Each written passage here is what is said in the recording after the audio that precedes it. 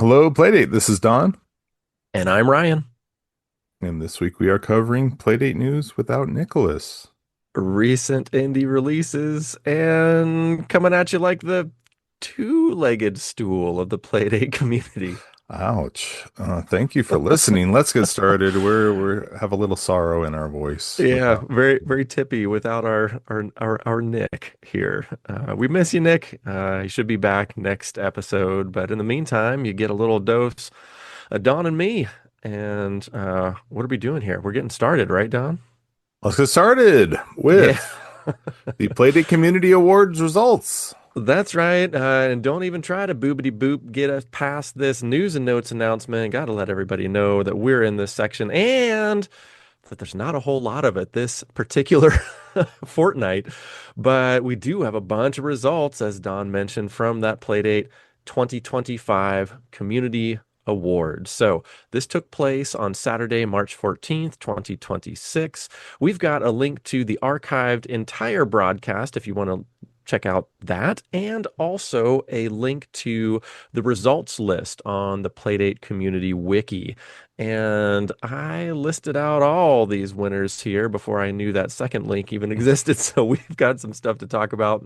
Maybe I sure have some things I want to talk with you about, Don. But before we get going here, is there anything that you like, any category that stuck out to you? Well, first of all, did you watch the community awards? Yeah, I didn't watch it live, but I did watch it afterwards, Same. and it was really fun. I love the visual style that they added. It's super polished. You know who The you have to hosts were thank for great. that? Was it Toad? Is it Yes, it you? was Toad. Oh, No, no, I no. saw It was your thumb Toad. like My pointing my towards my yourself. thumb was doing crazy things. You're right, but it was Toad, not me, and it did look great. I agree. It was cool that they called out Toad for all that visual work that they did. Hmm. A bunch of other folks too.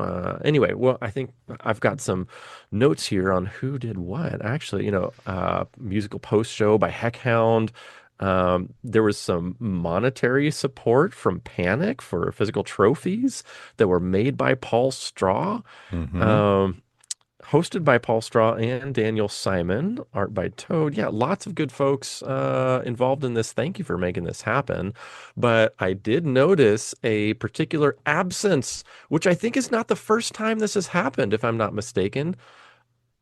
Am I mistaken that there were no judges mentioned? Like they say, oh, yeah, the judges say this, but who are the judges? Why are we not getting judges' names?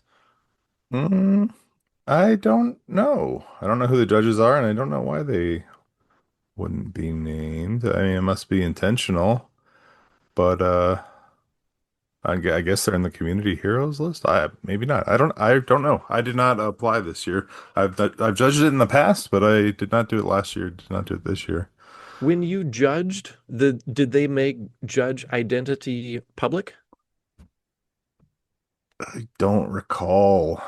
Because I feel Sorry. like this is not the first time I've levied this critique against the community awards. I am super thankful that it takes place, Hmm. but I think there should be some more transparency in who is judging this. I think that would be a fine thing to do, unless the judges are like, I want no public recognition, then I understand. But aside from that, it seems like judges should be named. What do you think? Am I off base here? No, I don't think you're off base. I could go either way. It's like the Academy Awards, I guess. Like nobody knows who the judges are. They're just Which is Academy totally members. dumb. Which is totally dumb. Just some secret society who you don't know is giving out these awards, which in theory are big and important.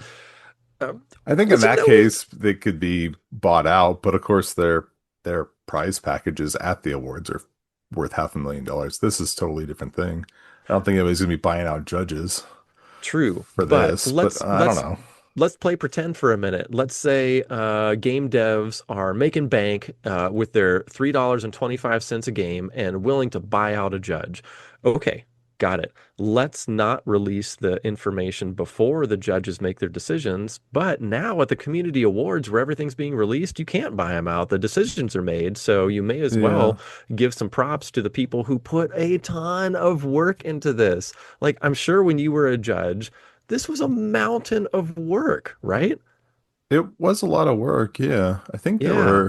I want to say there were like eight of us back. I mean, it's two, I think I did it twice, maybe in 2022 and 2023. Has it been four? Did it come out in 23? I don't remember. 20, oh, I feel like I did it twice, but the Playdate hasn't been around that long either. And whenever I did it, the once or twice, I think there were eight of us. And it was a lot of work because it was deliberation back and forth, and you have to play a lot of You're games. playing a ton of But they games. gave Yeah. us codes. Hmm. We got codes for the games.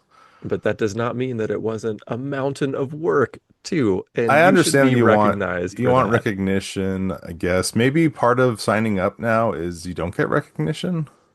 Like it's Mm. going to be an anonymous judging panel, maybe? I I don't know. really disagree with that. I think that there should be transparency in awards. I think that awards are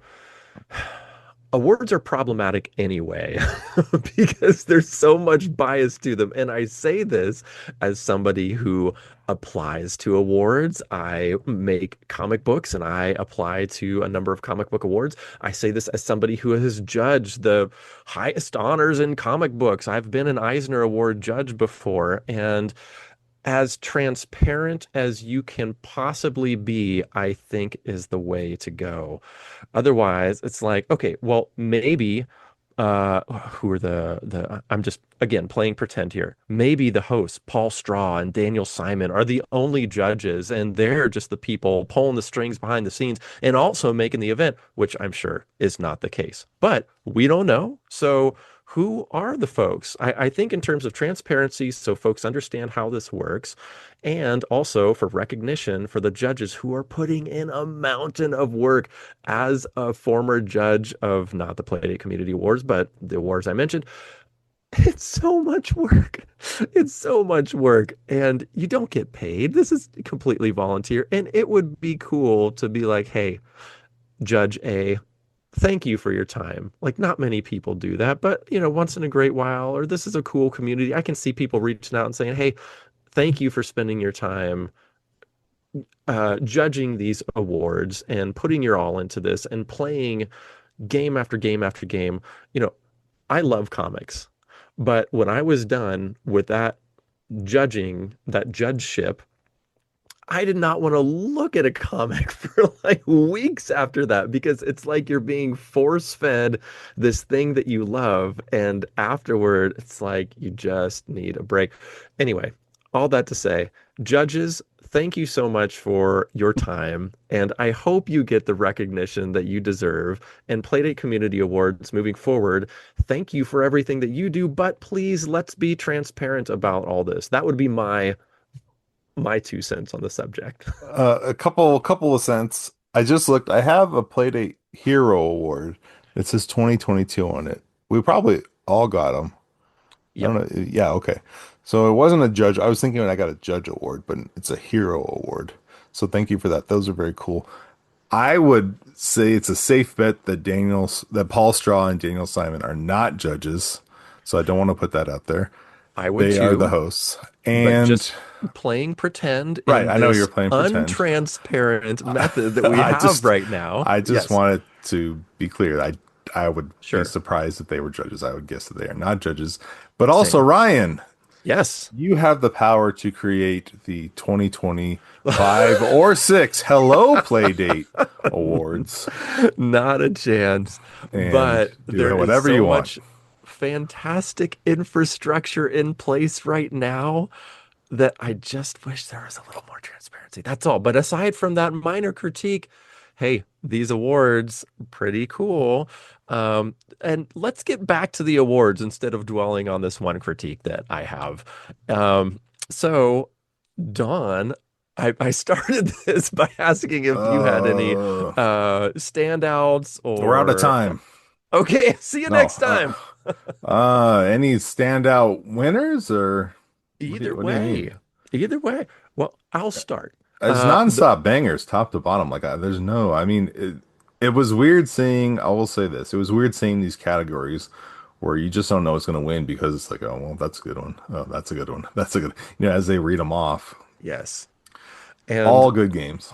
like many judging situations. There were multiple times throughout the Playdate Community Award broadcast where they were talking about how the judges had a very difficult time choosing because there were so many, as you and the kids say, bangers, right? Yes. So, I don't know if I kids say wanted to that chat. anymore. I wanted to chat with you about a category that might be yours and my favorite, best puzzle game. Now, there were a couple in here that I thought were real, well, all of them were real high contenders, but I have a Hmm. feeling that you might be happy with this result, and I You wish might it was not. something Yeah. different. Yeah, I was very happy. Macho 3000 won Best Puzzle Game. Yes, Cranky indeed. Cove was nominated and very easily Yep. could have won. Lex Grid, I Oh, also loved. Escape the Board Game, also loved. Again, any one of these could have won, and I'd be totally happy because I liked all of them. But yeah. Macho 3000 of the four is the one I would probably come back to the most. Lex Grid, I'm bummed because that's the one that I started playing like right before my Playdate broke Hmm. and was really starting to enjoy. So that's one I definitely want to play again and discover more of the stuff that's in there, the content that's in there. Were you Okay, so that, crying or what, when you I rubbing mean, sackcloth and ashes, the whole not deal? And not for many days, but yes. So what I was going to ask you is, do you agree? Like, is Macho 3000 above Cranky Cove for you? And you answered that question for me yeah, that you believe it should be the best. Uh, Great. I got so sucked into Cranky Cove and just loved it with all my heart and soul. And I did it get another award of some sort. I feel like there was best another arcade game. It got arcade game. nominated. Okay. Yeah, So it's nice that it was that it did bring home some. Playdate Game of the Year. It was nominated, whereas Macho was not. Okay, this is all, making sense. So Cranky got those three. Let's Got some hang on. Let's recognition. see Yes. what Macho got. Macho was only best puzzle Best and then continued support. best continued support. Yeah, because it got regular updates. Yeah, yeah. But so did Cranky Cove. So I will say this: the For continued support? continued yeah, it No. didn't get nominated. I mean, it wasn't one of the finalists. Maybe it got Uh, nominated. It wasn't one of the finalists, but it did get continued support. Cranky Cove did. I'm looking at Spilled Mushrooms, Hexa, No, Matcho Ryan, 3000, and Ryan. Frankstone. Don't look at the list. I'm telling you, a fact, Cranky Cove got continued support. It maybe didn't Oh, get nominated as a I finalist see. here, but Thank you for the clarification. yeah, Gotcha. All right. as a fact, it did. Yeah, yeah, Yes. Yes, yes, yes. yeah. Cool. Okay. I just wanted to stir the pot with that No, no, no, no, no. particular award. Um, yeah. Anything else that was standing out to you from the Playdate Community Awards? I think if you look at this, something that colored the whole thing was having a season two. A lot of Yeah. winners and Yeah. a lot of nominees are season two Tiny games. Turnip, Blippo got multiple awards. Terria and Nick's gonna be happy Como, about that. Atari and Como, yes. yeah, Catch a Diablos won best action game. Mm-hmm. Yeah. Yeah. So it made an impact for sure. So that's where I'm glad that they kind of separated out some pulp categories because I don't think there are any pulp season two games that I feel confident saying that. So when they have their own pulp categories, I like that. That's like best international film, best indie film. Although I hate best Mhm. international film. I feel like those should just be, let's get over that 1 inch hump. Anyway, that's a whole other conversation. I like that Otto's Galactic Groove and and Low Life and some of those games that didn't get enough attention or I didn't hear enough about um, made it to these finalists category. Accomplishment and accessibility. I think Otto's might have been in another category as well. That was such a fun game. Yeah, best arcade game. Yeah, yeah. What about any games that were mentioned that you have not played? I felt like there were some winners in here that I'm like, man, I need to pick that up. For me, Trackmania got mentioned a Hmm. number of times, and I've not played that, and it looks bonkers good. It got Best Technical Achievement, visibly, rightfully so. I've not played the game, but man, it looks amazing. I've not played Solar Descent yet. Have you? I played the demo a long, long time ago, but I've not played it since it was gone to a full release. Okay, well, I think that got best pulp game of the year, Yeah. and when it gets a recognition that high, I feel like I'm not doing my job. I'm not doing my volunteer position right. I Yeah, need we need to to get on that one. totally, totally. Played it game of the year, Tiny Turnip. Thoughts, Don? I meant to go back and look and see where I had placed it on my personal list of the. Let me see if I can find it. But yeah, I like Tiny Turnip. I never did finish it because it was just difficult. But great game. Let's Yeah, see. yeah. I don't know that it was top for any of us, but there were some real big proponents of Tiny Turnip, so that was cool to see. We even got some write-ins, some call-ins about Tiny Turnip telling us, hey, you might want to take another look at this game.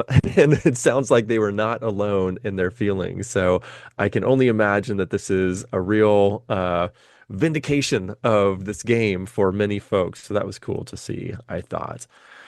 Uh, Um, I had Tiny Turnip at number three, and you and Nick did not update your list, so I don't know where you guys have it on uh, the Discord. oh man, that's got to be somewhere. Season two rankings: Don, Nick, Ryan. Let's see. I was Tari and Kokomo, the Whiteout, Dig Dig Dino, Black Hole Havoc. Where are you seeing it?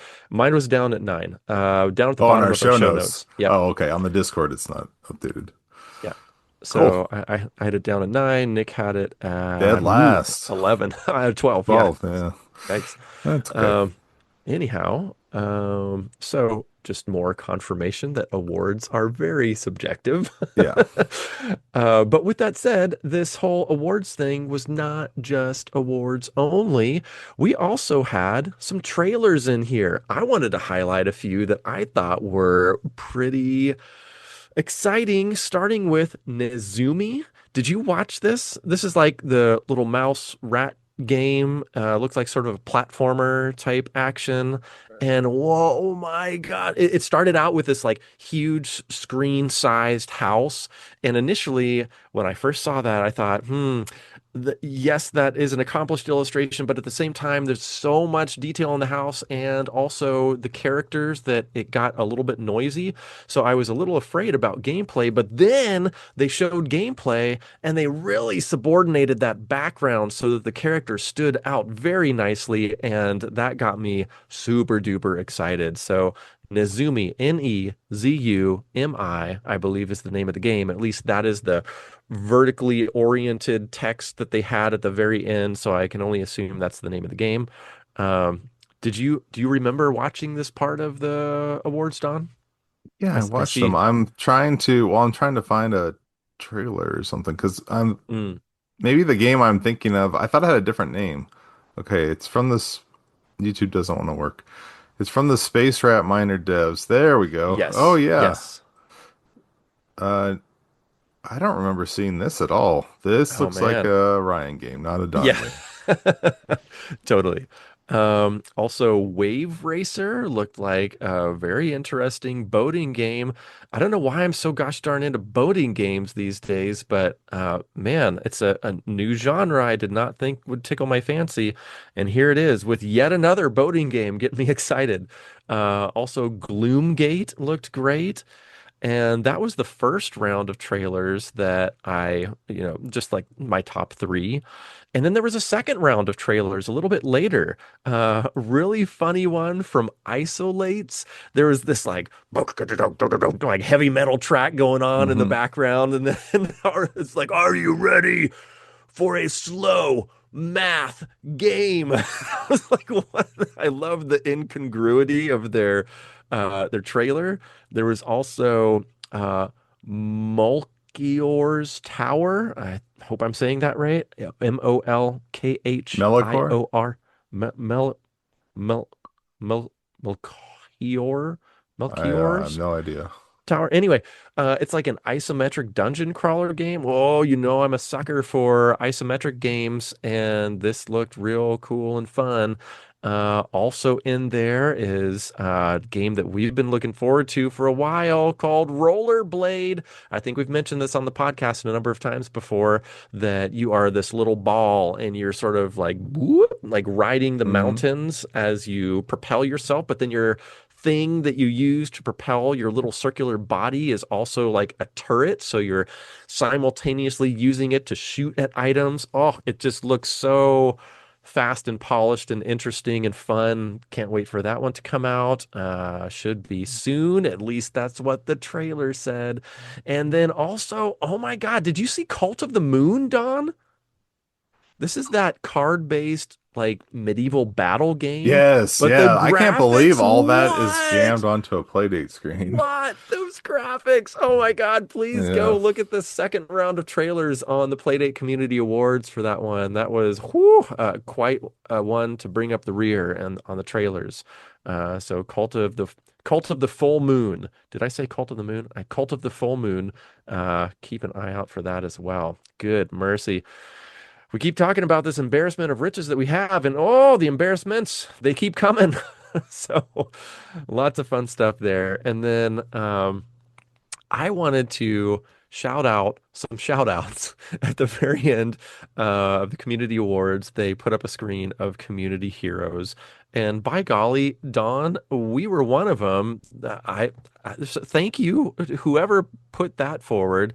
I always feel like, we get on here, we hang out, we're buddies, we're just like getting together and talking about this thing that we love. But the fact that people find interest or value or pleasure in this just really like it makes my heart sing. And thank you to whoever put that forward, but not to just pedestalize us here. There were a ton of like friends of the show on there, from Orkin to Ray to Zanya, Ledbetter, 8-Bit Bear, Destination Playdate, John Semitov, Mouflon Cloud, Squid God Dev, etc., etc., etc. Just like I'm just scratching the surface of this wonderful community recognition graphic. So thank you to everyone on that graphic, and thank you to everyone who put the community awards on.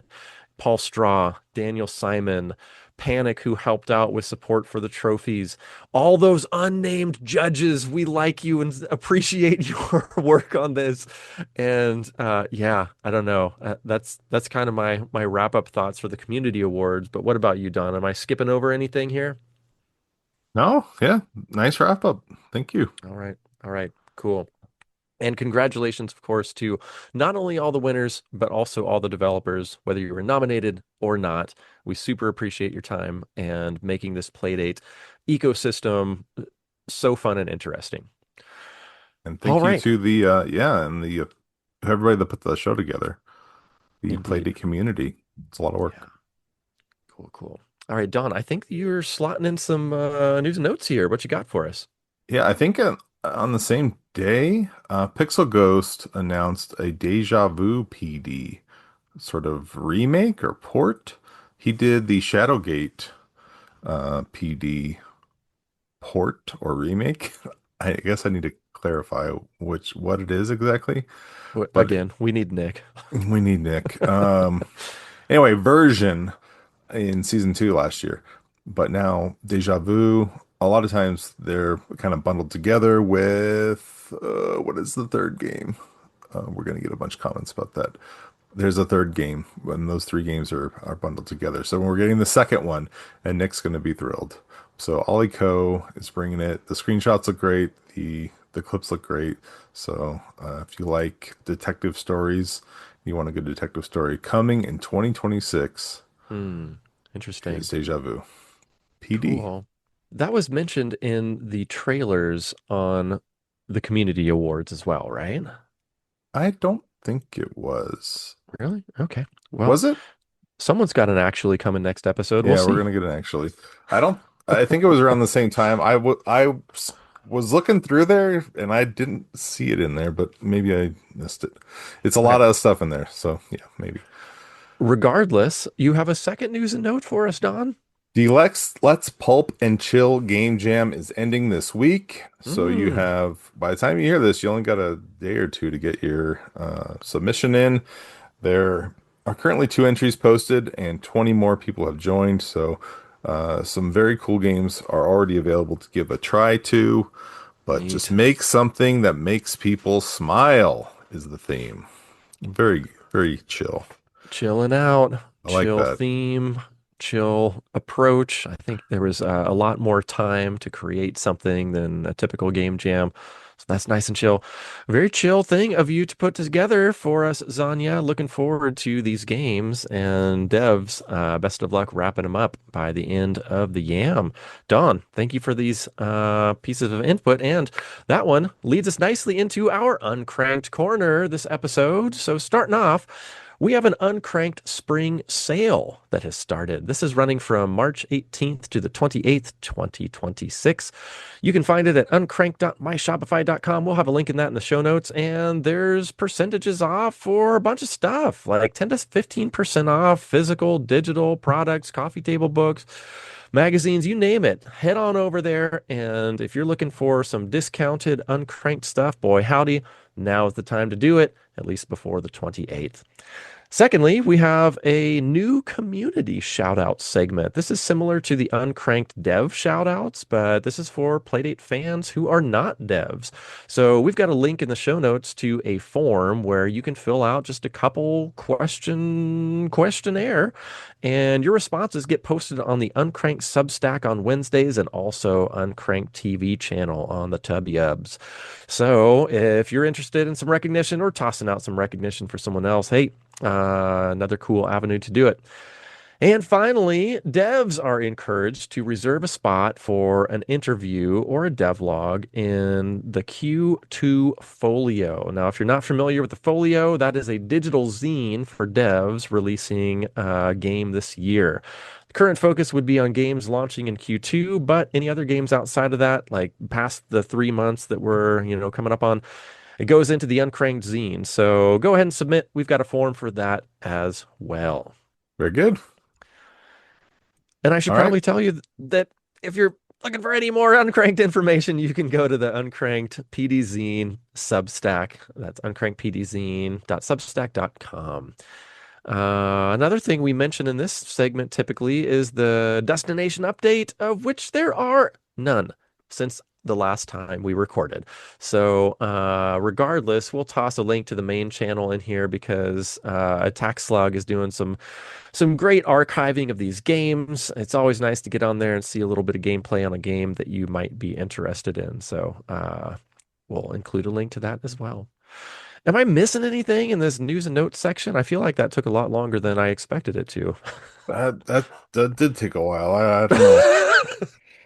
All right, now the Don's up. Let's boobity boop our way into the indie inventory so Don can regale us with some new games.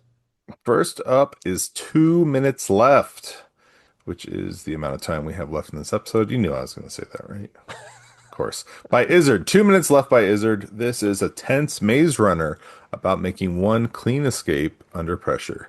So, yeah, you're in a labyrinth. Your health is draining away. You have 2 minutes left to get to the gold in the center of the map. So, you got to do a clean speed run, precision speed run to the center of the map, which is a pretty cool premise for a game.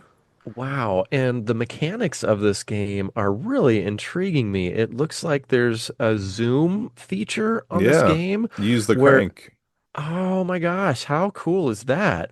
So you can Mhm. zoom out to see a larger view and where you're going in the whole maze, or if you're encountering, like a foe, or you want to see what an item is, you can zoom in, and that's happening on the fly. As Don said, using the crank. Initially, as I was looking at the GIFs, I thought maybe it was only when you encountered an enemy, but it sounds like you've got control over this. This is real cool. Yeah, looks very neat. And then built-in progression, so the mazes get harder and harder as you play. Sweet. And did Very we cool. mention this is name your own price? Name your own price. What the heck? Yeah, this is 2 minutes left by Izzard. Goodness. Next Looking up, good. yeah, next up is Grab a Maze by Ooh, Web more Demon. mazes. More, well, sort of, yeah. Name Maze is in the Puzzle title, but very different puzzly? looking game. You use Yeah. a crank to turn the whole maze. And remember those you've probably seen toys like this when you're a kid. You like turn the thing in your hand, try and get the ball into the center of the toy or get the ball right where you need it. It's one of those, but use the crank to turn the maze. Maybe I'm Totally. poorly describing this, You but are very accurately describing this. I was nodding vigorously, even though our dear listeners could not see that. But this is a really interesting take on the maze game. The prior game we mentioned, what was that called? Jiminy Christmas. 2 minutes left is a much more traditional maze approach. This, as Don mentioned, is like that gravitational ball movement. And it looks like uh, there are some instances where you really need to like flip the maze around quite quickly in order to hmm get the ball where it needs to go. I'm looking at that second GIF on the page. This looks really cool. And then some elements where I'm laughing because I'm seeing a particular screenshot that has some obstacles in it, some spiky bits that obviously you're not supposed to get yourself into, but it forms kind of this like frowny face at you with the mean eyebrows. What a cool looking game this is. hmm We've even got some comments on here. Really like this handcrafted graphic art style. Very neat, man. This has my attention. It is $3, but there is a free demo and has 70 handcrafted levels. Goodness. Yes. So probably be checking this one out. It looks very cool. I agree. All right, let's grab a maze by Web Demon. Next up is Someday by Rubble Strut. It is free and it's just chill, like walking sim. You walk around, you find new things, you have a personal experience about attachment to physical places, Hmm. and you reminisce as you go along. It's I think I read in here that it's a shorter experience, but it's free and it's in pulp and it looks pretty cute. So if you Yeah, just want something to chill with on a Sunday afternoon, check out Someday by Rubble Strut. it is free. Not even down, name your own price. That is awfully kind of my new favorite dev name. Love that. hmm Rubble Strut. I like Yeah, saying it's that. interesting. Yeah, that's great. Next up is We Tarot by Mama 666 or yeah, Mama 666. It's name your own price. I know nothing about tarot, but this one is pretty high up in the popularity charts right now. Hmm. So if you're into tarot, this looks like a good one. I don't know. Has cool style to it. Looks like it has a fair amount of features and has a vibe. Definitely a vibe. Got that silhouetted uh fortune teller in front of the crystal ball. Is that a thing that happens with tarot? I'm not familiar with I tarot either, don't so I know. anyway. Bella Lugosi looking dude. Yeah. Really, I was thinking Boris Karloff. a different sex, but maybe I don't You know. think that's a woman? Uh, I don't know. Maybe that's just my biases coming into play here with the fortune teller crystal ball thing going on. Oh, maybe it's mine. I don't know. Uh, and Anyway, what's it called again? Mini We Tarot. We Tarot, Yep. Name Pocket your own Tarot. price. Yes, name your own price. And last up is Paco and Lily Hmm. by Tickers. It's a Uh-oh, Dawn. Is this a demo? Oh no, just a demo available. I see. Yeah, there's you can play it in browser or you can play it on Playdate. It's a short Hmm. game. It's only 15 minutes, but it looked cute. And this one also was pretty high up on the popularity charts.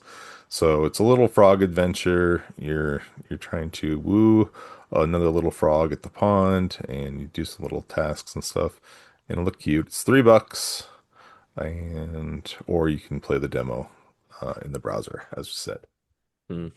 Yeah, Cool. this does look super cute. Nice picks, Don. There you I go. think that wraps it up for indie inventory this week. Yes. Yes, sir.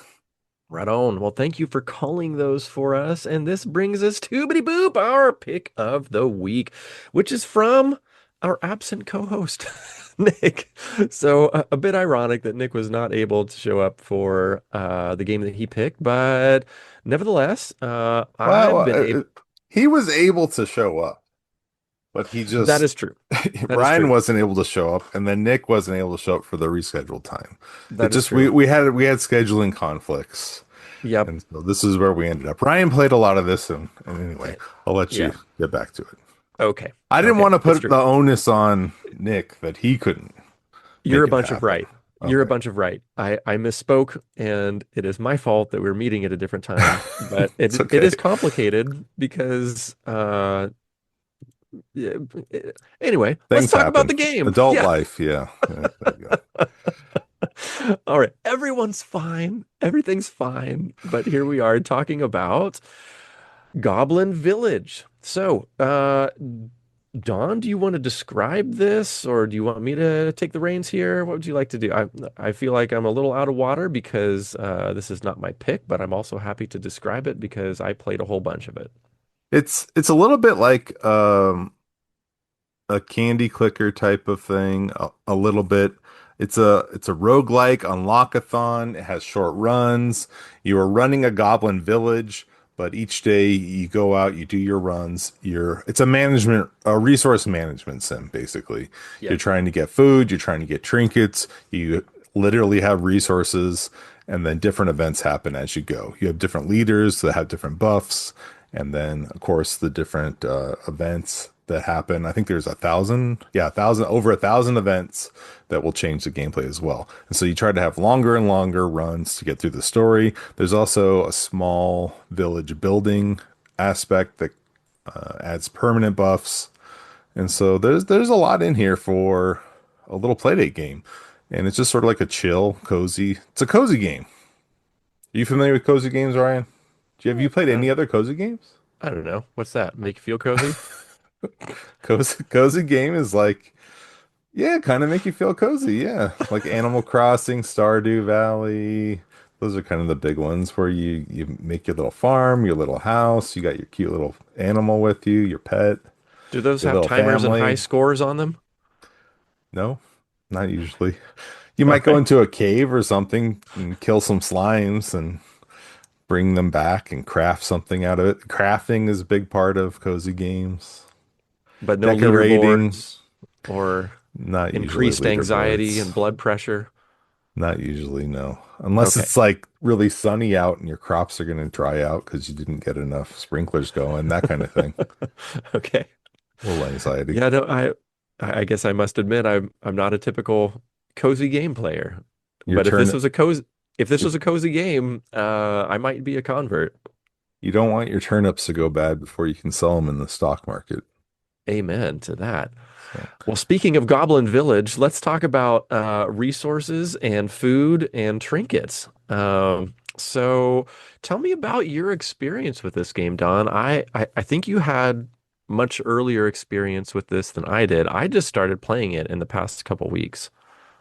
yeah, I played it a lot last year. I think it was in my top 10 games of 2025.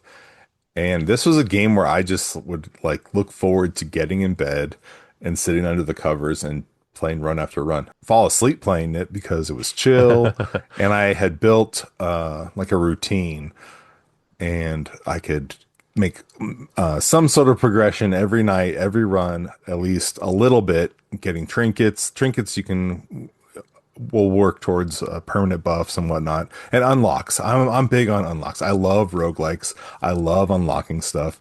And the short 2 to 10 minute runs are like bread and butter at bedtime, you know? Mm. So it's reading, but the reading is not super intensive. It's almost all on one screen. The most reading that I recall having to do was the first when you first start up the game. It's like a series of screens, maybe 6 or 7 screens, and then after that, you're just kind of like occasionally one screen. But so I put hours into it last year, and then I'm not going to rehash my whole playdate scenario, but I don't have my save anymore, so I restarted this week. But Ryan, what did you experience jumping in for the first time? Well, as longtime listeners might know, I'm more of a visually oriented person. And so I personally do not gravitate toward purely text-based games. This is not purely, but largely a text-based Hmm. game. And so when you and Nick initially picked this, I was kind of I begrudgingly downloaded it. But with that said, I would urge other visually oriented folks to really give this a go because it super sunk its teeth into me. I got a run or two, and it wasn't like one of those, well, give it 5 seasons and then it gets better. It was like the first game, I felt like I got it, and I'm like, oh yeah, I like this. I could do better. Let's try it again.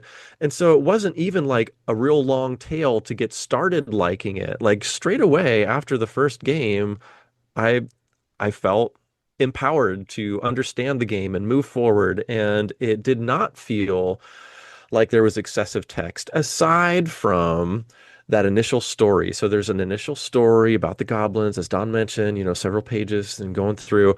That was a part that sort of, okay, I just want to play a game now. And because of that feeling for me, I did not go into the story option between gameplay, which I think was a mistake on my part. Um, or maybe there should be some element to encourage people a little harder to go in there because I don't know this for sure, but I think that the game is completed by reading every bit of the story and or maybe also you tell me, Don, if you Yeah. read through every piece of the story, do you also get some unlocks? Do you also get some upgrades? Is that a thing that happens with reading through the story? Because I only got through like literally the first five, I don't know what you call them, chapters, but there's like, I don't know, 20, 30 chapters. There's, yeah, 21 chapters. Okay. Again, like I'm trying to remember my routine, but Yeah. you're right. It was you do your runs and then you unlock part of the story. You go read the story. And again, the story is not some, oh, you're reading for an hour or you're reading for 10 minutes even. You just read a couple screens, then you go back in, do more runs, and it opens up a little bit more of the story. And if I remember right, I think reading the story helps you, gives you leaders. I don't quote me on this because it's been a while since I unlocked a lot of the leaders in the story and whatnot, but unlocks your leaders or unlocks parts of your village, enhances your runs basically. I would believe all of that because I played the heck out of this game and I only opened up like a third, a fourth of the leaders. So I would imagine that the interacting with the story is beneficial in some way, shape, or form. Um, and as Don said, while that first initial startup story is like maybe half a dozen pages long or something like that, the interstitial chapters of the story are not that long, as Don said. It's only a page or two. So again, I was a little spooked from that first, half a dozen pages. Like Hmm. that's not the experience that I'm looking for. So I just kept playing. But again, if somebody's going into this cold, I would highly suggest you go into the stories between rounds and just allow it to wash over you. It really does not take long, even for a slow reader like me. It was only a page or two, literally. So that would be my suggestion to people. Um, I so I think it gives you a flag, doesn't it? If you have a new story, doesn't it flag next to the story I on the don't think menu? it does. I don't think it does. But if you go into story, then it gives you like a little X next to the chapter that is open, but that you have not read yet to let you Okay, know, hey, this is that's what I'm different from thinking the of. rest. Yeah. Yeah, Yeah. okay. Okay. Because the rest have locks next to them. Yeah. But there are some indicators in gameplay mode where if you do not have enough food or if you do not have enough, was it rations? Resources. Resources. Yeah. Um, it gives you a little exclamation point right next to the Hmm. R for resources or F for food. which is helpful because now here's a bit of gameplay that I have a minor critique with. So there are multiple rounds within a game, and in a game you have three chances to do something before you sort of pause and then get back into gameplay. The three chances you have to do something are labeled morning, afternoon, and evening. All right, so you go throughout a day. Each round is a day. You have three times to do something, either gather resources, gather food, gather trinkets, or send down an expedition, manage your tribe, etc. Um, with that said, between those days, between the rounds in the game, you have a screen that says, okay, you're being taxed, so you have this number of resources that you need to give up. You also have X number of goblins in your tribe, so you need to feed them X amount of food. And then it does that, it takes that away from you, and then it goes back into the next day's gameplay so that you can boost up your food, boost up your resources. Now, I mention all that to say, once you go back into gameplay, you cannot see how many resources you need. You cannot see how much food you need to gather unless you press that B button and then scroll through a couple menus, and then it shows you you need this amount of food, you need this amount of resources, et cetera, et cetera. So my minor critique, and I emphasize minor because I don't like to levy critiques without making a suggestion of how it could be better. And I'm not sure that I have a suggestion for how to make it better. So I think I see why this is the way it is, why Irish Jiminy uh, created the game this way. Because the gameplay screen is pretty much full. Like, there's not a lot of area to include additional spots for how much resources you need to gather, how much food you need to gather, etc. So I think you kind of need that additional break screen between days to show it to you, or that press B and then go to another screen in order to show it to you. That was like a bit of gameplay that felt like a bit of a sticking point for me. Did you feel that too, Don? There are some quality of life things like that that could be improved. I don't know if I call them quality of life. I mean, it's a $4 pulp game, but I get you. Um, some And things could again, be telegraphed a little more clearly. yeah, yeah, because I found myself initially getting to that between day screen. And then it would tell you you need 65 food, you need Hmm. 120 resources. And then in my mind, I would have to say 65, 120, 65, Oh, 120, and oh, I and see. continue reciting this so that I would know how much I need to get. No. Or later on, I discovered that you can press B on the gameplay screen, on the day screen, which would bring up another couple of menus that you can cycle through and then eventually find what you need. Okay, gives you the information on like a pop-up screen basically and says, this is the amount of food you need. This is the amount of resources that you need. If you did not recall that from the in-between day screen. So you were trying to always hit like the bare minimums and stuff? Were you trying to max trinkets or something? Oh yes, I was always going for trinkets. Um, Okay. so, I'm more conservative than you. Like I would make mm, sure I had plenty of food mm. and resources, and then I would usually send my expedition to go get trinkets. Yes, that's what I was doing. I was Would you do frequently, expedition first? Expedition, trinkets, yes, and then take care of your crew. yes, yes, Okay. How totally. often were First, you for managing tribe? How often were you adding people? so th this is probably a more interesting conversation about strategies for gameplay. So my strategy became first day, first thing, I send out an expedition for Yeah. trinkets.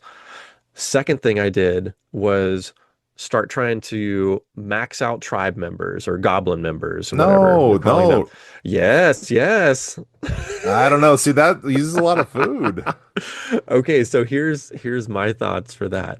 Um, I wanted additional tribe. I wanted additional goblins in my tribe because every additional goblin gives you a higher return on the gather. So whether you're gathering Yeah. resources, whether you're gathering food, that all raises with the number of goblins that you have.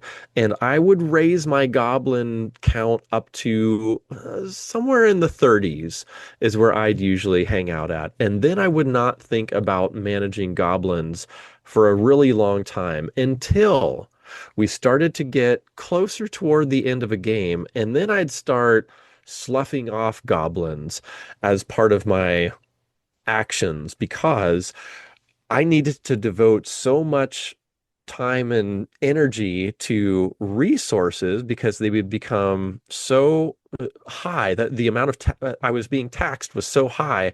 I needed to focus on that so much that I just wanted to get some food and then not worry about food forever because there were so few goblins and I had to feed them so little. That got to be my strategy. But what was yours? Okay.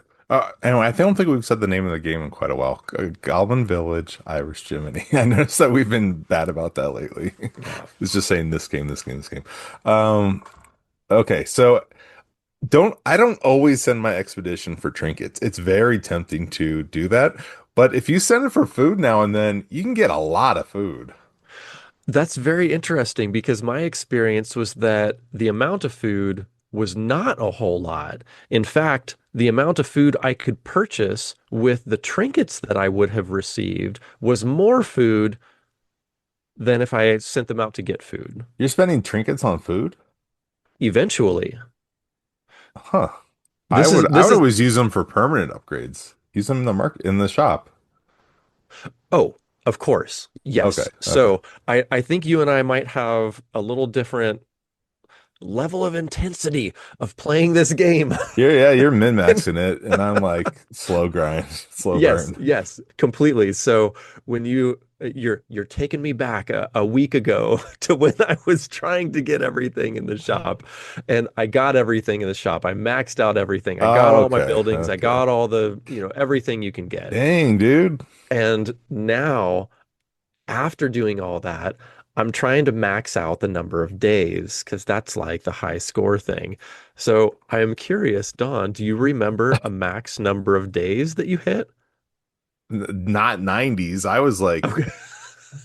I feel like I was in the 60s. Oh, that's pretty good. No, that's why I was told you, I think in Discord, I was like, oh, 50 means you've made it, or I made some joke like that. Like I remember playing and being like, oh, I made it to 50. Like that feels good. Like Yeah. 50 was the first benchmark where I was like, oh, I made a sustainable tribe because it took me a while to get to 50. I don't mean Yes. like it took me months or anything, but it took me several playthroughs to get to 50. And I was like, okay, now I feel like I'm in a groove. I'm getting the game. But I didn't. How much of your village did you build up? Because I didn't build up that much of my. I never finished my village. Maxed out village too. Oh my Every gosh, dude. ev- every single one of them I got, but I tossed all my villages, all my houses, all my structures on trinket buildings. I did not have any buildings Oh, on food resources, etc. Uh, but maybe that is a way that I can start pushing past about 90. My high score so far was 89. I started just hitting high 80s, 87, 88, 89. And typically that would make me feel pretty good, except for the fact that Orkin chimes in yeah. with the 126-day Orkin's the run. goat. Yeah. Wow. Man, I was shooting for that for quite some time. And also, something that I wanted to discuss with you, Don, is the amount of time this game takes to play. Now, when you first start, you're right. It's like a few minutes here and there. It's a nice little Hmm. pick up and play. As you max out all That's your true. shop, as you max out all your stuff, as you're getting into the 90s or Orkin in terms of 126 days, these games were like over half an hour for me. This was That's a true. big time sink eventually. So that is something that I wanted to sort of prepare newcomers for. If this game, Goblin Village by Irish Jiminy, does sink its teeth into you, then be prepared for the progressively increasing time amount that you need to spend with this game. I do remember that.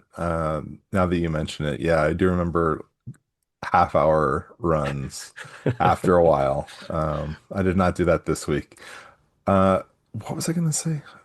Um, oh, Lee, did you get into using any of the secret codes? Real before you answer, real quick, I did want to mention if you're listening to this and you're turned off, I typically don't like resource management games or strategy games. This is a casual game for the most part. Ryan's making it not sound casual, but it is a casual game. Okay, anyway, what did you try any of the secret codes? Yes, I Okay, did. okay, good.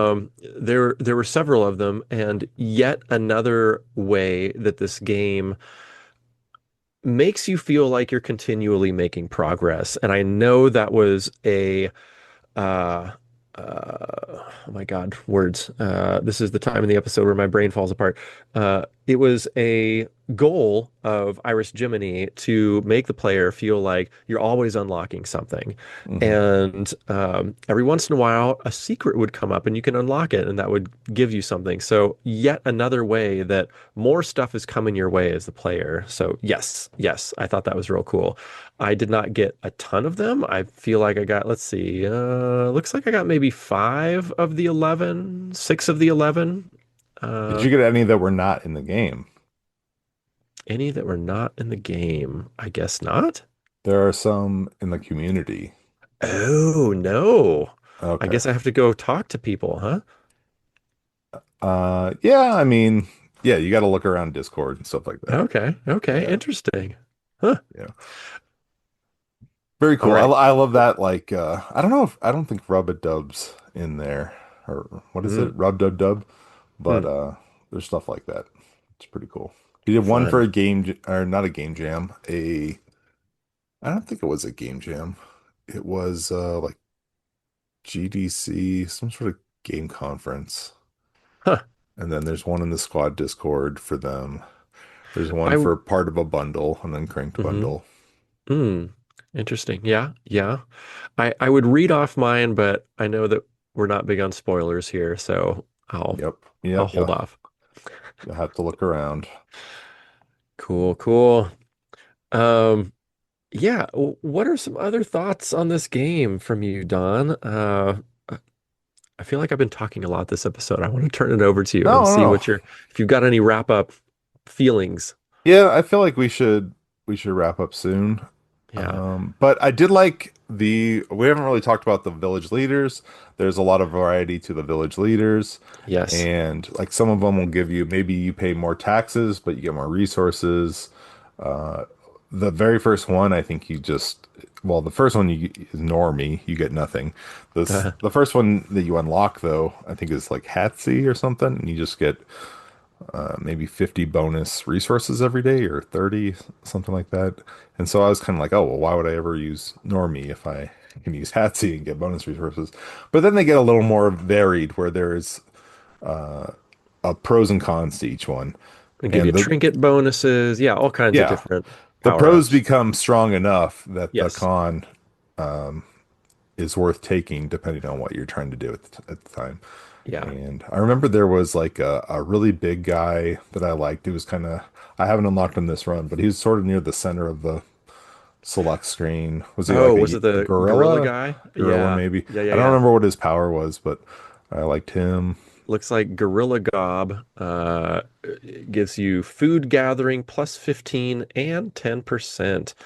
So a Okay. bunch of food with Gorilla Gob. I started really gravitating toward Iris, which is the jaguar goddess. She gives you starting trinkets of plus 20, plus five trinkets earned for every time you find a trinket. So if you find a trinket, Mm. like let's say I find one trinket, I find six trinkets, but there's also an unlock in the shop where you can add plus five to every trinket that you find. So basically, every trinket I found, I was getting another 10 trinkets on top of that. So my trinkets were really boosted at That's that point. cool. Yeah. Yeah, Because that's once you really get cool. into those higher day counts, your gather is not sufficient to Yeah. give you all the resources and food that you need. So you really need to start shelling out some trinkets for those higher count days. But It does sort of hit a break point where you're kind of going smoothly, and then there's a massive spike where you just need so many I forget if it was food or taxes where you're just getting destroyed all of a sudden. You need such like the amount needed just really spikes. And I I, remember that being a big hump. I would say yes, and um, that requires some real like forethought planning. Like Planning, even yeah. before you get into the danger zone of resources, you got to start thinking, okay, I see how this taxation is changing. And so even like 5, 10, 15, 20 days beforehand, you got to start thinking, okay, I really need to ramp up my resource count and Hmm. I've got to switch from gather to trade, using trinkets to get even more resources to really boost up my count. Even before, I was having resource counts at like, 10, 15, 20x and then still running through all of them by the end of the game. And it was a very interesting learning curve where the gameplay changes quite a lot and you have to adjust your strategy. I feel like I could talk about this game for a real long time because Yeah. there's a lot of different stuff There's a lot associated to with it. it. But Yeah. I will sort of give my wrap up thoughts in that I think you heard from both Don saying that he's not a resource management, inventory management type of guy. You heard from me saying, I'm not a purely text-based adventure guy. This game is both those things and a whole lot more. And both of us loved this experience. So, my wrap up thoughts are I hope that you will give this a try.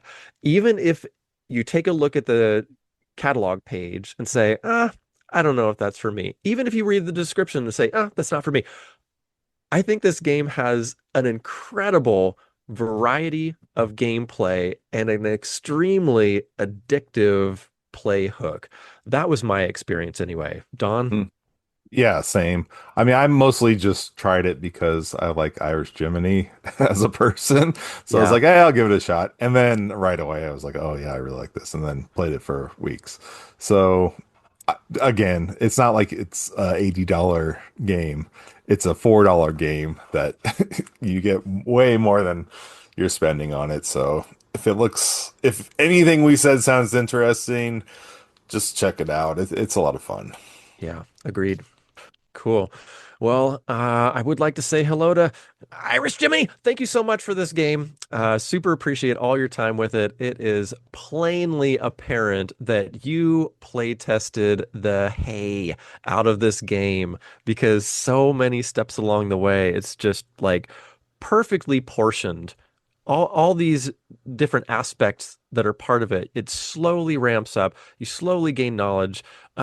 Just like a good game should. And that does not come from just like a flippant first try at development. So I really wanted to give you some props for that. So thank you for this wonderful game. Yeah, thank you. Keep it up. Keep going. I Yeah. want to see what's it called? Orc Village. No, not Orc. That's still fantasy. What's a cyberpunk futuristic village? Robot Um Village? Apocalypse Hell. I don't know. Cyber Village. Yeah. Yeah. Would that still be cozy though? Are we getting too off track? Yes. A cozy apocalypse hell. Apocalypse All right. Cottage. Apocalypse What? Cottage. Let's go.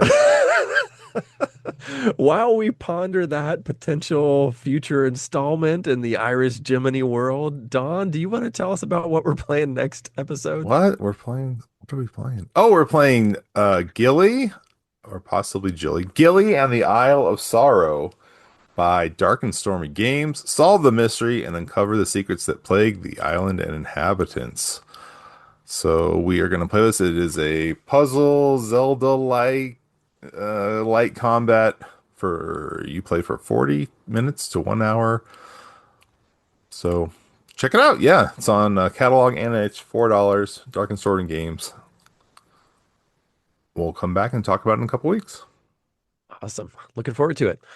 In the meantime, in between time, you have been listening to the Hello Playdate podcast, which you can find on playdatepodcast.com or your podcast platform of choice. We're on Blue Sky, helloplayDate.bsky.social. We're on YouTube at Hello Playdate Podcast over there. You can email us, helloplaydatepodcast@gmail.com.